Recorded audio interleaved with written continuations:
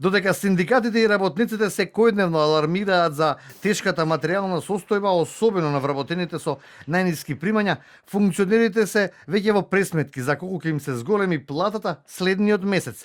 Ниту на крајот на ланската година, ниту на почетокот од новата, функционерите не го ставија прашањето за раст на минималецот како приоритетна точка. Инаку, Законот за плата и други надоместоци на пратениците во собранието и другите избрани и именувани лица предвидува дека платата на функционерите и на раководен работник се утврдува на начин што основицата за пресметка на плата се множи со утврдениот коефициент и се зголемува за процентот на работното искуство.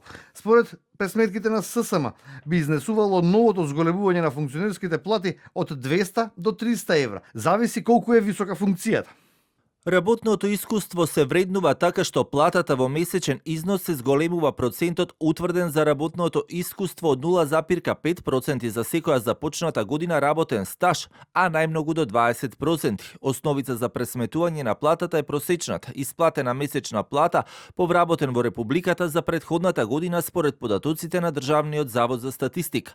Истите функционери одбиваат да дадат поддршка на работниците и да го прифатат барањето за зголемување на минималната плата и за зголемување на останатите работнички плати. Според официјалните податоци кои ги објави владата пред повеќе од една година, премиерската плата изнесува речиси 2300 евра.